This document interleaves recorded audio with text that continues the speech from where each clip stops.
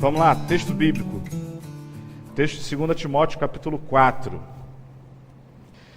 Eu te exorto diante de Deus e de Cristo Jesus, que há de julgar os vivos e os mortos pela sua vinda e pelo seu reino, a que você pregue a palavra, insista a tempo e fora de tempo, aconselha, repreende e exorta com toda paciência e ensino, porque chegará o tempo em que não suportarão a sã doutrina, mas desejando muito ouvir coisas agradáveis, ajuntarão para si mestres segundo os seus próprios desejos, e não só desviarão os ouvidos da verdade, mas se voltarão para as fábulas ou histórias. Tu, porém, sê equilibrado em tudo, sofre as aflições, faz a obra de um evangelista e cumpre teu ministério. Mais uma vez eu queria trabalhar com os irmãos nessa manhã sobre a igreja que a gente verdadeiramente quer ter ou a igreja que a gente quer ser. E aí eu fui pegar algumas histórias interessantes sobre a igreja. E Charles Spurgeon, no livro Fazendo Acontecer, ele vai relatar uma história que é curiosa, mas é no mínimo triste. Diz ele que, vivendo em Atlanta, pegou um catálogo de lista de restaurantes e ele começou a procurar alguns restaurantes para ele poder pedir uma comida. E achou no catálogo um nome interessante que eu trouxe para vocês, que é Grelhados da Igreja de Deus. Ele ligou para lá e falou assim: que negócio é esse? Ligou para lá, o atendente, muito educado, falou: bom dia, tudo bem? Ele falou assim: por que vocês se chamam Grelhados da Igreja de Deus? O negócio é o seguinte: nós começamos com um ministério pequeno, mas as contas estavam chegando, e a gente decidiu, para poder complementar a renda, a entrada da igreja, a gente decidiu, depois do culto, vender frango. Mas a coisa deu tão certo que a gente abandonou esse negócio de igreja e ficou vendendo frango no lugar da igreja. E as pessoas nos conheciam como os grelhados da Igreja de Deus. Grelhado frango, os grelhados da Igreja de Deus. Então a gente manteve esse nome, porque já tinha a marca, já tinha o nome, então a gente resolveu manter como estava. Fechou a igreja. Aí eu fico pensando, que tipo de igreja, ou qual é a imagem que a Igreja Batista em Maruípe, ou que talvez a igreja evangélica, que a Igreja Batista está passando para o mundo lá de fora. Que tipo de igreja verdadeiramente a gente quer ser, ou que a gente está sendo para aqueles que estão lá fora. Só para você ter uma ideia, eu trouxe uma pesquisa da década de 90, do Instituto de Crescimento da Igreja nos Estados Unidos, feita com pastores e líderes. E essa pesquisa traz alguns indicativos que, assim, eles me assustaram bastante. E talvez contextualizando da década de 90 para cá, muita coisa não mudou, pelo contrário, aumentou esses índices. Aí tem alguns índices que eu queria ler para vocês. 90% dos pastores e líderes das igrejas trabalham mais que 46 horas semanais. 80% crê que o exercício do ministério tem empobrecido sua vida familiar. 33% crê que a igreja é responsável pelos desastres em suas famílias. 50% sente-se incapaz para o exercício ministerial. 90% rejeita o treinamento que recebeu, achando que os seminários são inadequados para a tarefa de treinar ministros. 70% desses homens que foram entrevistados têm uma autoestima mais baixa hoje, no caso na década de 90, do que quando eles começaram o ministério. 70% disse que não tem um amigo chegado. 37% esteve envolvido em uma aventura sexual ilícita com membros de sua igreja.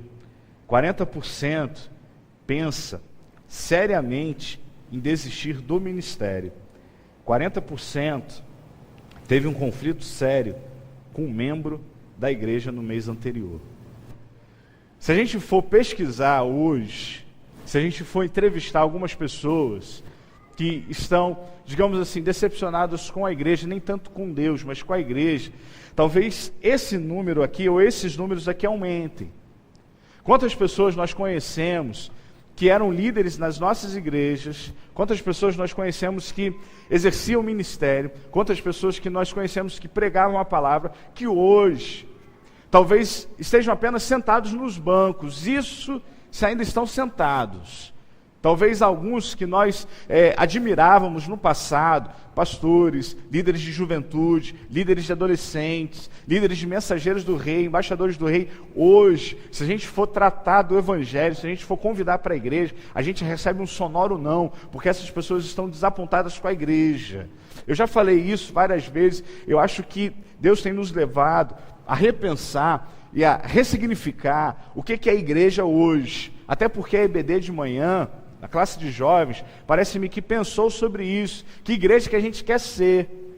E se eu lançasse essa pergunta para você, você diria aí no seu banco o seguinte: pastor, a gente quer ser uma igreja, uma comunidade de amor. Talvez você dissesse aí no seu banco: pastor, a gente quer ser uma comunidade de graça, a gente quer ser uma comunidade de misericórdia.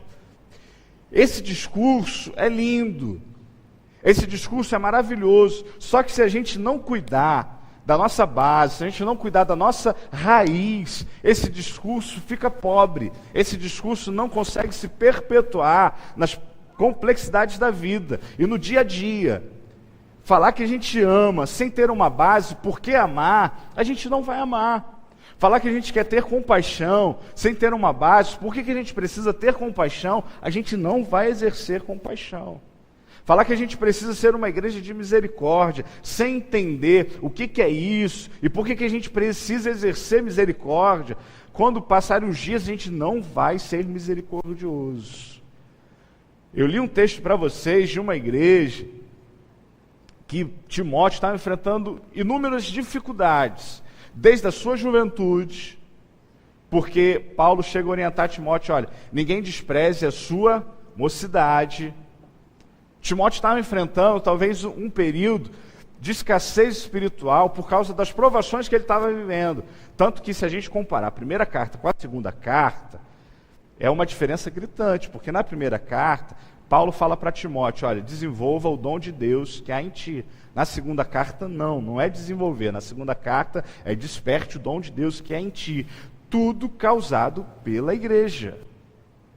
Aí algumas pessoas falam assim: pastor, a gente não pode falar assim, porque aqueles que são inimigos da igreja se aproveitam desse discurso para dizer que a igreja está falida. A igreja não está falida, porque quem comprou a igreja foi Jesus. A igreja vai ser sempre triunfante. A igreja vai ser sempre vitoriosa. A grande questão é que nós é que somos igreja, nós é que promovemos a instituição. Algumas vezes, em alguns momentos, nós é que estamos falidos no sentido espiritual. E que a gente precisa realinhar, ressignificar, redirecionar, porque senão daqui a pouco, a gente pode até não vender frango aqui na nossa igreja, mas talvez daqui a pouco a nossa igreja vai ser só para bazar. E eu não quero isso. Daqui a pouco a nossa igreja vai ser só aquele momento de encontro para a gente poder vender os salgados da cantina de domingo à noite. Eu não quero isso. Talvez a nossa igreja daqui a pouco vai ser só aquele momento de encontro para você vir, chorar um pouco e pronto, acabou. Eu não quero isso, eu acredito que você também não queira isso. A gente precisa pegar essa pesquisa aqui do Instituto de Crescimento da Igreja e falar o seguinte: olha, a gente precisa ser uma igreja diferente. Se 90% dos pastores e líderes trabalham mais que 46 horas, a gente precisa talvez aliviar a carga servindo uns aos outros. Se 80% crê que o exercício do ministério tem empobrecido sua vida familiar, a gente precisa, como igreja, propiciar aos nossos líderes, aos pastores, a liderança, para que eles tenham uma vida familiar exemplar. E por aí vai. Como é que a gente faz isso, pastor? Olha para o texto. Aí Paulo, no capítulo 2, no capítulo 4, melhor dizendo, no versículo 2, Paulo vai chamar Timóteo para um momento muito sério. Ele fala assim: Timóteo, prega o quê? O que está no seu texto bíblico? Prega a tempo e afora, aconselha, repreende, exorta com toda paciência e com todo ensino. Vai, querido, por favor, 2 Timóteo capítulo 2, versículo 15. texto diz assim: procura apresentar-te aprovado diante de Deus como obreiro que não tem de quê? Que maneja bem o quê? Palavra da verdade. Evita as conversas vãs e profanas, pois os que agem assim promovem ainda mais a impiedade, e as suas palavras se alastrarão como gangrena. Queridos, a situação era a seguinte, aí você pode acompanhar depois o capítulo 4, versículo 4, que Paulo ainda escreve assim: e não só desviarão os ouvidos da verdade, no caso a palavra de Deus, mas eles se voltarão para as fábulas. Igreja nova, igreja que talvez aí tenha 10, 20 anos no máximo. Gente que estava caminhando, iniciando a sua caminhada com Deus, já estava se perdendo. Gente que estava trocando a palavra de Deus por qualquer outra coisa. Gente que não estava valorizando a palavra de Deus para poder ouvir fábulas, para poder ouvir conversas vãs e profanas, para poder ouvir palavras que não edificavam. Essa era a realidade do ministério de Timóteo. Uma igreja que, ao invés de valorizar a palavra de Deus, valorizava o que era dito nos corredores da igreja.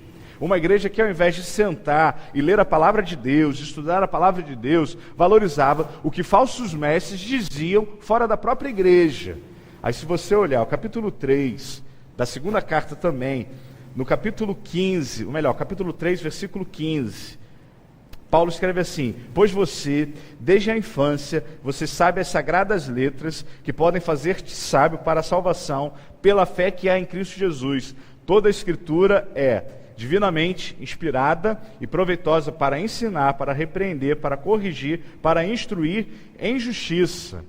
A chamada de Paulo, no capítulo 2, no capítulo 3, no capítulo 4, é para que Timóteo percebesse a importância da palavra de Deus no nosso crescimento cristão, e mais do que isso, no exercício da nossa fé cristã, e até mais do que isso, na nossa prática eclesiológica. Porque se a gente não tiver alicerçado na palavra de Deus, tudo que a gente faz aqui é em vão. Se a gente não souber por que a gente ama, se a gente não souber por que a gente canta, se a gente não souber por que a gente está aqui na IBD, é em vão. Sabe, aí Paulo fala assim, olha, prega a palavra, fala tempo fora de tempo, porque essa turma que está aí, eles querem ouvir coisas agradáveis. Durante quase 18 séculos, a teologia discutiu, e ainda continua discutindo até hoje, se a Bíblia é a palavra de Deus, se a Bíblia contém a palavra de Deus, né? Aí os católicos, lá em 1961,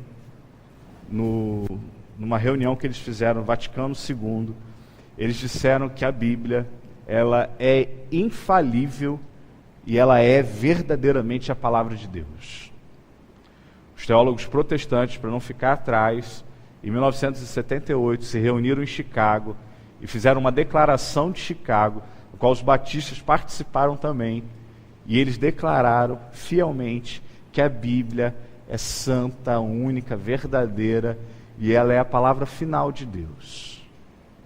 Teólogos novos no sentido de tempo, estão dizendo que a Bíblia contém a palavra de Deus. Há outras ideias com relação à palavra de Deus e contra a Bíblia. Há uma ideia nova que diz que a Bíblia, ela é um livro qualquer.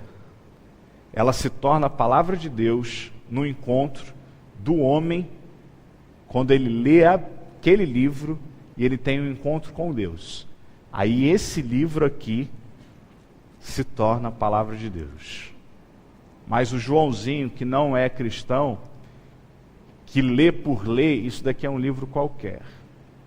Há ainda outra ideia que diz o seguinte: tira todos os mitos, todas as fábulas, e pega aquilo que é concreto desse livro, aí isso sim é a palavra de Deus. O que eu quero pensar com você não é a visão que você tem, se a Bíblia é, se ela contém, se ela se torna. Eu creio que ela é a palavra de Deus, como Paulo escreve aqui em 2 Timóteo capítulo 3, versículo 16. Eu creio que ela é inspirada, eu creio que ela é infalível, eu creio que ela é ela passa pelo tempo, eu creio que ela é atual, eu creio nisso tudo, mas até o diabo crê nisso. A questão que a gente precisa pensar é o que a Bíblia produz em mim. Há de se pensar hoje, não é se a Bíblia é, se a Bíblia contém, se a Bíblia se torna, se a Bíblia faz parte da palavra de Deus. Há de se pensar hoje, é o que a Bíblia produz em mim. Porque até o diabo, para tentar Jesus, citou o quê? A Bíblia. Então tem gente que conhece a Bíblia de Gênesis a Apocalipse. Você fala assim, ó, cita aí Isaías 45:4. A pessoa, pá. Se você me perguntar, pastor, cita aí Isaías 45:4. Não sei. Vai no Google, irmão. Digita aí. Procura aí. Não tem crise com isso não. A minha crise é às vezes ler a Bíblia e não reproduzir o que a Bíblia está me ensinando. Isso é crise. Isso é crítico. Sabe, que igreja queremos ser? Uma igreja que conhece a Bíblia ou uma igreja que vive a Bíblia? Que igreja você quer ser? Sabe, construindo a reflexão durante essa semana, eu fiquei pensando muito porque o que a gente vê hoje nas mídias sociais, nos Facebooks da vida, são pessoas falando, são pessoas tirando fotos, são pessoas fazendo uma série de coisas que não condiz com o que está aqui. Então, muito mais do que citar, muito mais do que falar, em nome de Jesus, que sejamos uma igreja que viva a Bíblia. Que sejamos uma igreja, como profeta, que engula a palavra e que todos os nossos atos sejam atos de justiça, sejam atos de amor, pautados pela Bíblia. Por isso Paulo vira para Timóteo e fala assim, Timóteo, prega a palavra, fala a tempo, fora de tempo, porque vai chegar um momento que as pessoas não suportarão a sã doutrina. Por isso, prega, mas também viva o que você está pregando. A outra coisa que a gente precisa pensar sobre a igreja que a gente realmente quer ser e que era uma crise institucional aqui, se você olhar o versículo 3, 2 Timóteo capítulo 4, Paulo escreve assim, olha, chegará o tempo em que não suportarão a sã doutrina, mas alguns homens vão desejar ouvir coisas agradáveis, ajuntarão para si mestres segundo seus próprios desejos. Vai para o capítulo anterior, por favor, capítulo 3, versículo 1. Mesmo Paulo escreve assim, sabe, porém, que nos últimos dias haverá tempos difíceis, pois os homens amarão a si mesmos, serão gananciosos, arrogantes, presunçosos, blasfemos, desobedientes aos pais, ingratos, ímpios, sem afeição natural, incapazes de perdoar, caluniadores, descontrolados, cruéis, inimigos do bem, traidores, inconsequentes, orgulhosos, mais amigos dos prazeres do que amigos de Deus, com aparência de religiosidade. Irmãos, eu pergunto para vocês, isso daqui que foi escrito mais ou menos 50, 60 depois de Cristo, isso daqui serve para hoje, sim ou não? Isso daqui é atual? É claro! Diferentemente dessas profetadas que são ditas aí fora, Paulo vai dar uma profecia aqui para Timóteo, dizendo assim, olha, no último tempo, as pessoas serão amantes de si mesmos, e aí elas vão querer ouvir coisas agradáveis, porque é o seguinte, elas vão aparentar uma espiritualidade, assim, extraordinária, mas no fundo, esses homens serão gananciosos, esses homens serão arrogantes, esses homens serão presunçosos, esses homens vão fazer blasfêmia, esses homens serão desobedientes e tudo isso. A grande crise hoje do cristianismo, talvez não seja uma crise de ignorância, vivida na época da reforma. A grande crise do cristianismo hoje é uma crise de testemunho. Porque a gente fala uma coisa e não vive o que a gente fala. Porque a gente canta uma coisa e a gente não vive o que a gente canta. Porque a gente às vezes ora uma coisa e não vive o que a gente ora. Porque a gente às vezes lê uma coisa e não vive o que a gente lê. Porque a gente vive uma crise de identidade que a gente prefere amar muito mais o nosso ego do que amar a palavra de Deus, do que servir ao nosso Deus. E aí eu volto aos testemunhos, às fotos, às frases ditas nas nossas mídias sociais. Gente insensível, gente que não está nem aí com o testemunho, gente que não está nem aí com o que as pessoas vão pensar sobre elas. Gente que no momento de culto está pensando em tudo quanto é coisa, menos em se conectar com Deus. Sabe, gente que no momento de celebração, que é um momento único, que é um momento que a gente deveria se prostrar diante de Deus, vive como se estivesse em qualquer outro lugar. Aí a gente vê aqueles desfiles de escola de samba, a gente fica pasmo, a gente fica pensando e perplexo, como que aqueles homens, como que aquelas mulheres, às vezes eles dão salário de 1 ano para poder ficar no sambódromo, debaixo de chuva, para curtir uma escola de samba, para curtir um pagode, para curtir alguma coisa que é enviada para o diabo, e eles estão ali celebrando aquele Deus que eles creem, e a gente fica aqui vivendo um cristianismo que às vezes não consegue sustentar, porque a gente não está levando a sério essa palavra que foi escrita, porque a gente não está levando a sério esse testemunho que muitas pessoas morreram. Que igreja a gente quer ser? Que igreja você quer ser? Sabe, Deus tem sacudido, Deus tem me tocado, Deus tem falado muito comigo. Eu tenho deixado Deus falar porque assim, e tenho dito para Deus, exercer um tipo de ministério em que a gente vai ficar vivendo de mesmice, eu faço outra coisa. Faço outra coisa. Sabe, eu acho que o convite de Deus para mim e para você, muito além dessa questão de ministério, é que a gente viva um cristianismo que seja 100% prático, em que as pessoas olhem para a gente e elas não vejam em nós só os nossos desejos e as nossas vontades, mas elas vejam em mim e em você, sal da terra e luz do mundo. Sabe, querido, eu fico imaginando, e aí é uma especulação teológica, por favor. Eu fico imaginando Jesus olhando para o coração de cada um aqui quando a gente vem para a celebração. Aquele sujeito que entra ali e aí fala assim, 7h30 ou então 10 horas, daqui a 1 hora eu estou indo para casa, tomara que o pastor não demore muito. Eu fico imaginando Jesus assim, eu morri na cruz para isso. Aí o outro que pensa assim, hoje está chovendo, enquanto o pastor está pregando, está chovendo, a feira vai... Morri na cruz para isso. Para que valeu o sacrifício de Jesus? Trabalhei numa agência de turismo no Rio, em que as pessoas ligavam e perguntavam se a gente vendia ingressos para o sambódromo.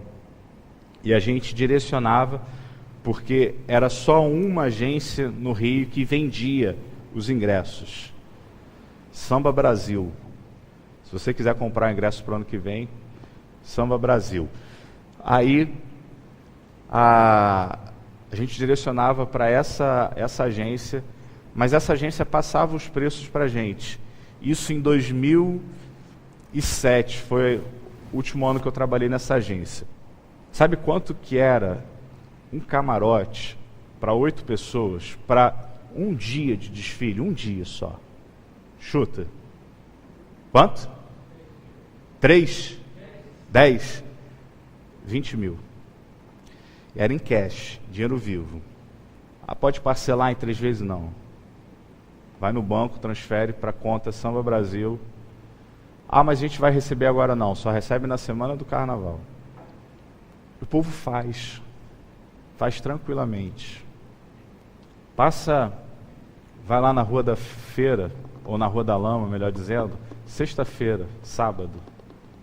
O povo vira à noite, bebendo, fumando, cheirando, tranquilo, se alegrando, pulando.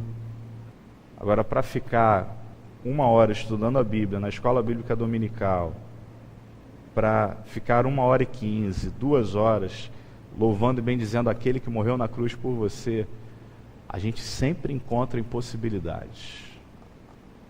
porque a gente vive como esses daqui.